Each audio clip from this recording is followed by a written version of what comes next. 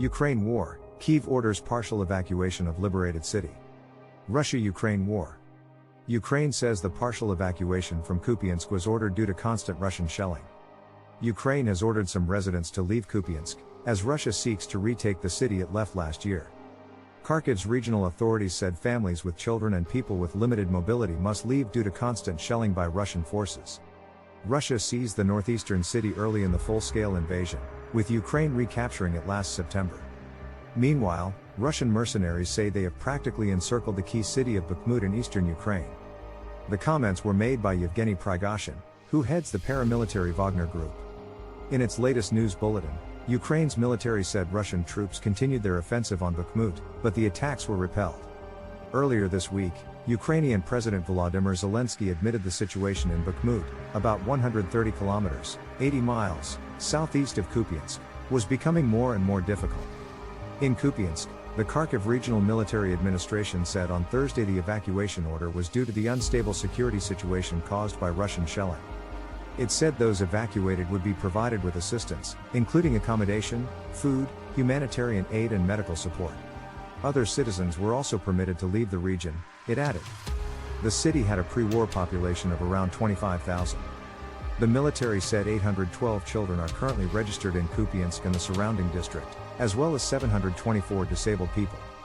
From September, Ukraine seizes abandoned Russian tanks near Kharkiv. The Institute for the Study of War said this week that Russian forces were continuing limited ground attacks northeast of Kupiansk, as well as offensive operations around Kreminna, about 80 kilometers southeast. Kupiansk, home to an important railway junction, has witnessed fierce fighting since the war began, with Russia taking control in a matter of days, and occupying the city for several months. However, in September Ukrainian forces took back control amid a rapid counterattack in the country's northeast that saw almost entire of the Kharkiv region brought under Kyiv's control. Those advances, and the liberation of the southern city of Kherson, were the most significant frontline changes since Russia withdrew from areas around Kyiv in April.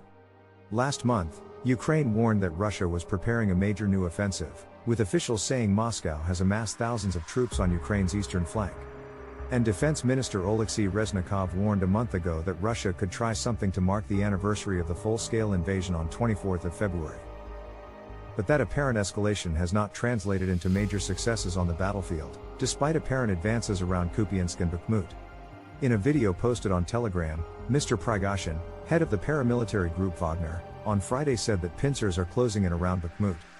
And in a direct message to President Zelensky, he said Wagner units had practically encircled the city, with only one road remaining.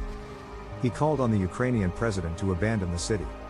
In a separate development on Friday, Vladimir Putin is chairing a meeting with the country's top security officials. It comes a day after the Russian president accused a Ukrainian sabotage group of entering a Russian border region and opening fire on civilians. The governor of Bryansk region said saboteurs from Ukraine had fired at a civilian car in Lyachin, a border village, killing 2 men and wounding a 10-year-old boy. Kyiv strongly denied the Russian claim, describing it as Moscow's provocation.